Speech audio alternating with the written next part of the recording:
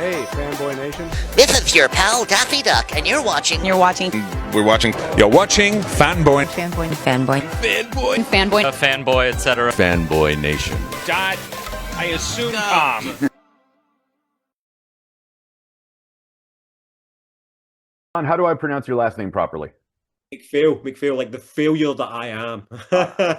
All right, John McPhail, it is a pleasure to talk to you about Grow, a very James and the Giant Peach inspired family film. Congratulations. Thanks, dude. Thanks. Now I know, like, I love Roald Dahl. Like, grew up like reading the Roald Dahl books. My mum used to read to me them when I was a kid. So yeah, James and the Giant Peach is it's a great reference, man. Yeah.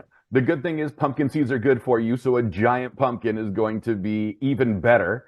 You know, when you get a script that you can tell was inspired a little bit by Roald Dahl, but for a more modern audience and contemporary audience, how exciting is it to kind of adapt it but make it your own? Oh, like no, totally. Oh, no, totally, man. The producers on this film were brilliant, and they just took to my vision right away of what I wanted to do with the film, and the script was just an incredible shape. It was in such a good place, and it'd been worked on so well, and sort of putting like my own sort of like sprinkle on it, but also like there's like so much influence from the cast. There's so much influence from my crew. I'm such a collaborative director. I love that I get to work with people who are incredible at what they do, and are just absolute geniuses. So like to be able to sort of go to work and play all the time, like that's the way I always like to look at it. It's like we get to go in and get to have a bit of fun, create something, and bounce ideas off each other. I always go with the like best idea wins theory. Like if we're in there in the moment, and it's like best idea wins, and that's what we're doing. That's what we're going with. They always say don't ever work with children, and here you are with Priya-Rose Brookwell, making her the star of the film. But you also have Nick Frost and Golda Rosheuvel, if I'm pronouncing her name correctly. Yeah, Golda Rosheuvel. The three of them are like whenever they're on screen together, it's my favorite. I love it when the three of them on screen together. I think they're always just so funny, and they're just always bouncing off each other. There's just this fun energy that's going on. But like to just sort of say about never working with kids, well, that is until you meet Priya-Rose Brookwell. Like Priya is incredible. She was 9 when we shot this, and I crossed my heart, man. Like she was never huffy.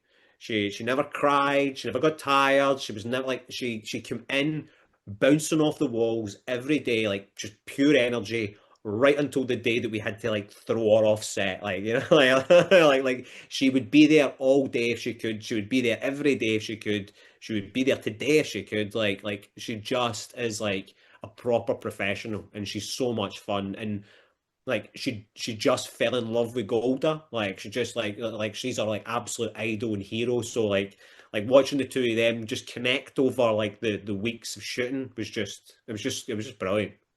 But I also love the aspect of she's living with her, she was in an orphan. I'm not giving too much away because this is in the trailer.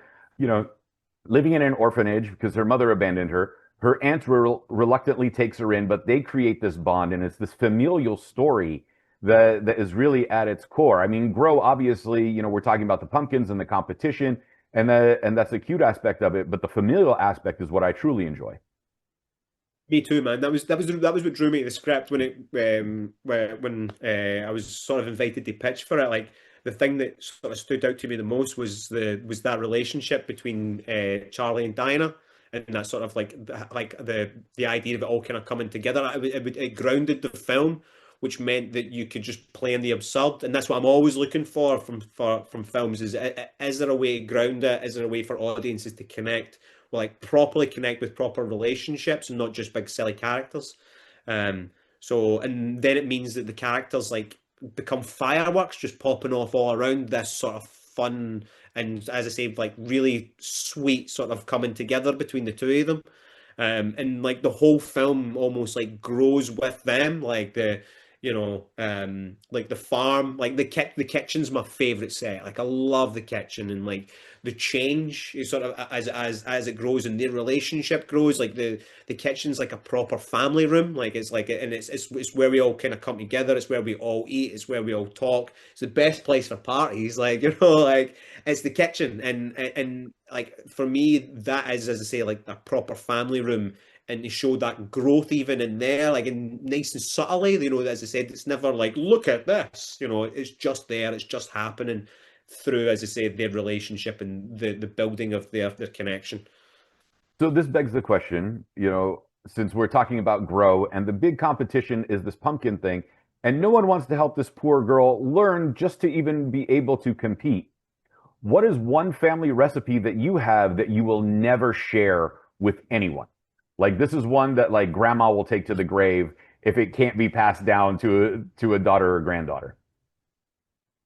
To be fair, I think my grandfather's banana bread recipe. No, do you know what? My grand's soup as well. My grand's got a really good soup. Oh, chicken liver pate as well. Should like that's a sort of like with my grand to my dad. That's so I chicken liver pate. It's not like But something sweet or something fun, eh? right. No, but listen, that's a hard dish to make though. It's not the easiest thing out there. Oh, no, totally. Like my dad's is like, oh, it's class. When you make a film like this, you have to find the balance between family and not mind-numbing for the parents. Like you want the kids to enjoy it, and you want the parents to be able to let their kids watch it without a million adult questions that they're too young for. But you also want the parents to sit there and go, "Oh my God," or you don't want them to go, "Oh my God, why am I sitting here watching this for an hour and a half?" They actually will enjoy it with their family as well. How do you find that balance with something like this? That was I love that. I love that challenge because like you said, that was my outset from that was part of my pitch was like this like I'm not making a film for me. This isn't like, oh, it's my art, darling. Like it's not that. I'm making entertainment and I'm making it for two different audiences. It's for like the adults, the parents, the grandparents, and the kids. And like and trying to sort of, as I say, balance that was a lot of fun. Like because I love comedy and I'm a big kid at heart. Like and it was just like fun things like like the safari park sequence. Like I just knew that kids and parents were going to just like erupt with laughter together. And when that's happening, like as I say, parents and kids, but they're sharing it together all in that one moment is like that's pure joy. And that's like as you say, that's it's hard to do, but it's when you're doing it and it's working, it's really infectious. Like you're just continually trying to find ways. And I know kids they love poo, they love pee, they love a fart. Like there's like certain things that kids are gonna love. They like little girls love to dance. Like making sure that we had a fun little dance in there that that they can connect with and that they can get and they can feel excited about. That they can see themselves in it. And the things that's going to tickle them. And one of my favorite things about this is obviously like I love horror, Robert, love horror, right? And there's a couple of horror sequences, little sequences in here, and with the test audiences and like cinema audiences I've been in, um, like the kids are terrified. The kids are like really scared, and the parents are laughing like, and then they notice that the kids are terrified and they're laughing harder and they're like trying to like, oh, it's all right, it's okay, it's just a pumpkin, it's just a pumpkin. And it's that again, that shared experience, that sort of like of things that I grew up with that my parents are laughing at, and you're like, why are you laughing at this? Is terrifying. Right. Like that again is trying to capture like little things like that. And again, this is a film for audiences. That's all I've cared about throughout this whole process, like is them and making sure that they have a fun time. Right. So yeah, so like that again, it's if I'm doing that, if I'm balancing that right, and parents are enjoying it and kids are enjoying it, then I've done my job. That's Beautiful. what I set to do. Yeah, if we want to scare the parents, we'll send them to Conjuring Last Rites. We want everybody to have fun. We'll make them watch Grow. Exactly, sounds perfect. We'll make it a double feature once the kids go to bed. Oh, well, I like that. I do like that. you know, as we're getting closer to the Halloween season, I don't know if it's hit big in Scotland, but the pumpkin spice craze has been here for a little more than half a decade. And as soon as the first leaf changes colors, everybody is having their pumpkin spice lattes.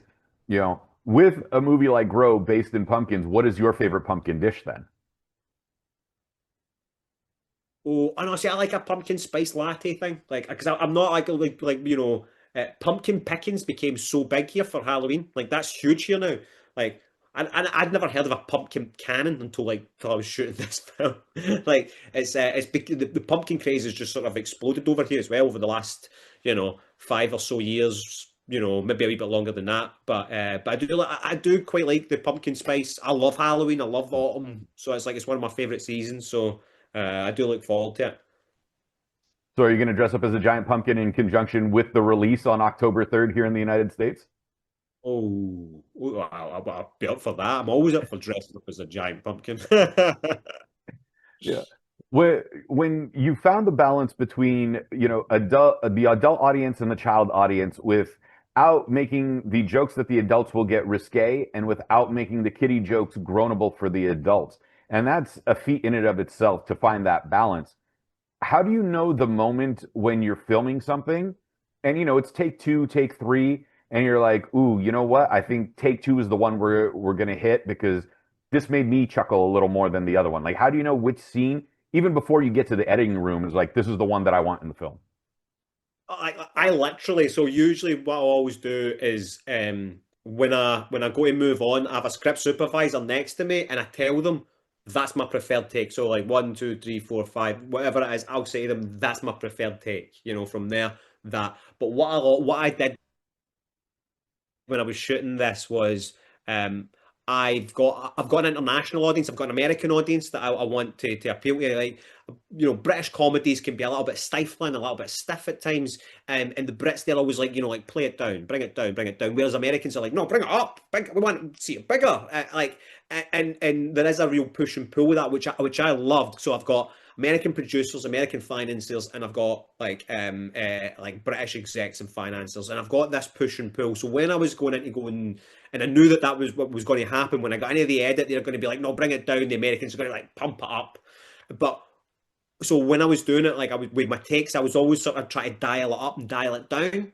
It was either like, let's go a little bit bigger in this, or if we'd blocked it, we loved it, we were laughing at it. It's like, what we'll do is we'll dial it back and we'll do 3 and 4 or 5 and 6. We'll dial it down. We'll dial it down.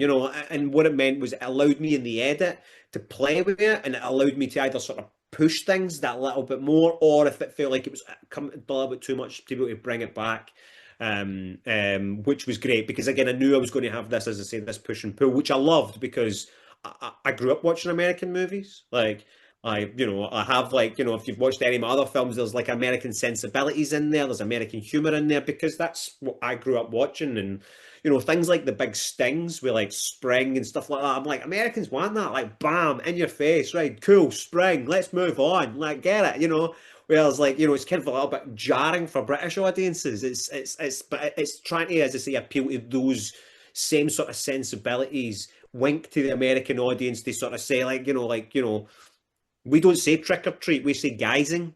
Yeah, but Americans would never get that. So it's like we call it guising, you go guising. But so having trick or treat, we know what that means and you know what that means. So it's just like, cool, that's what we're going to call it, Yeah, because I'd never heard guising before. It's never heard that gone guising. Again, I don't know if it's a Scottish thing. Yeah, you go guising. And it's again, is that sort of like yeah. It's You're just gonna make me come to Scotland for Halloween one year. Oh, dude, come on over. It's good fun. I would love to. I would love to. Maybe it's a little short notice this year, but hopefully for 2026. Let's aim for it. Let's aim for it. Yeah. So let's do this then, because we want to keep in theme. This is a family film. We're enjoying talking about Grow, and we've made our comparisons. We're not trying to give away too many spoilers. The coloring and the color balance is very light and bright and friendly and very fall orientated. You have your orange, obviously, and then your more pastel and light colors for the tone. But it is the Halloween spirit, and we're not giving away spoilers because we want everyone to come out on October 3rd. What scares you? Since there is that little bit of a horror element in the film. Oh no, totally. I love horror, man. Like, I love it. Like, I'm scared of the dark. It's not I'm not scared of the dark, but I am scared of that. I scare myself, right? So like, I'm terrified of movies like Hellraiser and like Event Horizon and things. There was an Argentinian movie recently called Terrifier, came out like recently, about 7 years ago. And again, it's always about like I'm lying in bed, right? And the light's off, and I'm looking at the darkest corner of my room, and I'm like, ooh, I wonder I wonder what's in there. Like, I wonder if you could like look in, and you keep looking, and then you start to creep yourself out, going, "What if something's looking back? What if something's looking out of the dark into my room?" And you're like, right, light on, right? No, and so like as I say, those movies like Event Horizon and stuff like that, they scare the absolute bejesus out of me. But yeah, like I love gore. I don't know. Like I love slasher. I love like all ridiculous things like that. So usually I'm laughing with Jim horror Well, films. it's an interesting balance Desensitization. of your personal taste and then what's coming with the film, because the film is not scary, especially from adult standpoint. For little kids, there's going to be a couple of moments, a little bit of jumping and twitching for them, but it's stuff that they can handle. It's not going to traumatize them. They're not watching Poltergeist, so we're happy with that. Yeah. When you get your dream cast, or at least what seems it's I don't want to say you got your dream cast, but the fact that it is a dream cast, because Golda's fantastic, Nick is pretty much untouchable, and then you have Jane and Tim playing Lady and Lord in Smythe, and I can't pronounce the rest of the last name, but just these unique and interesting characters to bring this production to life. It's got to be a sigh of relief in that, like, wow, we were able to nail this with who we got, because sometimes you have the vision and it doesn't always come to fruition. Totally, man. Like it took us a while to get everything going. But like with the cast, like every single time someone signed on, it was just like, oh my God, who's like they said yes. They said really, really, like what? But Golda was like the first one to get nailed down. I felt like she was sent her the script, she loved it, but she wanted to meet me, and I flew to London, and they set us up to meet at this like really posh hotel called the Queen Charlotte. Funny enough, because she plays Queen Charlotte in Bridgerton. Now, I flew down early morning. I'm a little bit tired. I'm really nervous, like because she might hate me. I might say something stupid, and she doesn't want to do it, and like, oh no. But I've got there early to this really posh hotel, and I went to go and walk in, and the doorman steps out and puts his hand out and says, "Can I help you?" And I was like, oh no, like it's already it's getting to this stage. I'm like, I've got a meeting here, and they're like, all right, on you go. They just thought I was some homeless man trying to come in. Anyway, but she like as I say, now I'm sweating. Now I'm really sweating. I'm like, do I look terrible? Do I like is it my clothes? Is it what have I done? And she walks in and she's like, "Hey man," and gives me the biggest hug, and I was just like melted, like, oh thank God you're nice, oh thank God you're not going to be horrible. And like from that moment we just hit it right off. Next come on was Nick, and like it'd been a dream to work with Nick, like and working with him was a dream as well. um Tim, I've watched growing up all my life. Like I loved watching Blackadder growing up. That was like a family staple of ours, so I've watched Tim McInerney since as long as I can remember. Same with Jane Horrocks. Like Ab Fab was another one that was massive in our house. Same way like Little Voices. Love Chicken Run. So yeah, as I say, I was very very lucky, and like Jeremy Swift as well, who was just so funny, like so funny all the time, and so given, particularly with the kids, and Dominic, who was just stellar as well. And then Sharon Rooney, who had the toughest time to adjust to be calling Sharon on set, since that's her character name. To be fair, again, Sharon Rooney's another one I've always wanted to work with, and again, she's Scottish, and I've got to play an English person. But like, I love Sharon's face. Like, Right. if I could have just stayed on Sharon for a lot of that opening, the wood, because just like, yeah, it's brilliant, absolutely class. No, but the beautiful thing is that she got to play her own name, a character with her own name. But Of and course. that's why I tease about that. But John, let's make it a true double feature, with Grow for the kids and then Anna and the Apocalypse for the adults. So keep it a John McPhail, double feature. Where can we find you on social media, and remind us real Ages quick involved. why we need to bring the kids to the theater to see Grow? Well, come along to the theatre, bring the kids. It's a proper family experience. There's something for you. There's something for the kids. I promise it's going to be a fun night out. And if I promise you'll leave feeling absolute joy. I would give you my social media, but I don't do social media because No more social media. No, thank you. No, no, no, no, no, no, no, no, no, no. John McPhail, smarter than the rest of us. I appreciate it. Thank you so much. Thanks, dude.